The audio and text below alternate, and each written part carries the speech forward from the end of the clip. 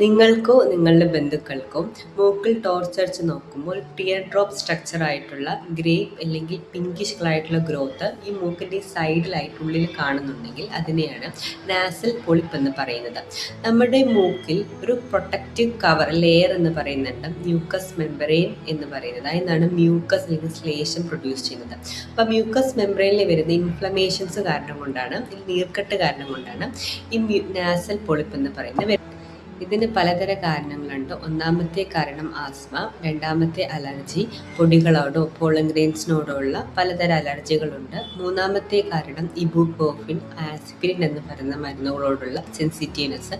നാലാമത്തെ കാരണം ഇമ്മ്യൂണിറ്റി അല്ലെങ്കിൽ ഇമ്മ്യൂൺ സിസ്റ്റം, രോഗപ്രതിരോധ ശേഷിയിലുള്ള തകരാറുകൾ കാരണം കൊണ്ടും നാസൽ പൊളിപ്പ് ഉണ്ടാവാം. നാസൽ പൊളിപ്പുള്ളവർക്ക് പല ലക്ഷണങ്ങൾ നമ്മൾ കാണാറുണ്ട്. ഒന്നാമത്തെ ലക്ഷണം എന്ന് പറയുന്നത് ഇടയ്ക്കിടയ്ക്ക് തുമ്മൽ ഉണ്ടാവുക, മൂക്കടപ്പ് അനുഭവപ്പെടുക, മൂക്കിലെ കഫം തൊണ്ടയിലേക്ക് ഇറങ്ങിപ്പോവുക, മൂക്കിൽ നിന്ന് ഡിസ്ചാർജ് ഒരുപാട് ഉണ്ടാവുക, മൂക്കിലെ സ്മെല്ല് നഷ്ടപ്പെടുക, കണ്ണിന് ചുറ്റും ചൊറിച്ചിൽ അനുഭവപ്പെടുക, ഇടയ്ക്കിടയ്ക്ക് സൈനസ് ഇൻഫെക്ഷൻ ഉണ്ടാവുക, മൂക്കിൽ സംസാരിക്കുന്ന പോലെ അല്ലെങ്കിൽ നാസൽ ടോൺ തോന്നുക, ഉറങ്ങാനുള്ള ബുദ്ധിമുട്ടുണ്ടാവുക. ഇത് നമ്മൾ യുനാനിയിൽ എങ്ങനെ ട്രീറ്റ് ചെയ്യുന്നത് വെച്ചാൽ നമ്മളുടെ കാരണം നമ്മൾ ആദ്യം കണ്ടെത്തണം. ആസ്മയാണ് കാരണമെങ്കിൽ ആസ്മയെ നമ്മൾ ട്രീറ്റ് ചെയ്യണം. ഇനി അലർജി ആണെങ്കിൽ അലർജി എന്തിനോടോ നമ്മൾ ആദ്യം കണ്ടെത്തിയതിന് ശേഷം അലർജിയെ നമ്മൾ ട്രീറ്റ് ചെയ്യണം. ഇനി നമ്മൾ ഇമ്മ്യൂൺ സിസ്റ്റത്തിൽ വീക്കാണെങ്കിൽ അല്ലെങ്കിൽ രോഗപ്രതിരോധ ശേഷി നമുക്ക് കുറവാണെങ്കിൽ ഡയറ്റുകൾ ക്രമീകരിച്ചുകൊണ്ടും അതിലുള്ള മരുന്നുകൾ കഴിച്ചുകൊണ്ടും നമുക്ക് ഇത് തടയാവുന്നതാണ്. വീട്ടിൽ ചെയ്യാവുന്ന കുറച്ച് ടിപ്സുകൾ പറഞ്ഞു തരാം.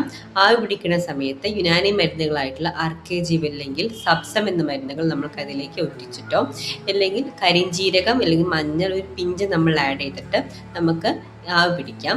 അതുപോലെ രണ്ടാമത്തെ എന്ന് പറയുന്നത് മസാജ് ചെയ്യുക.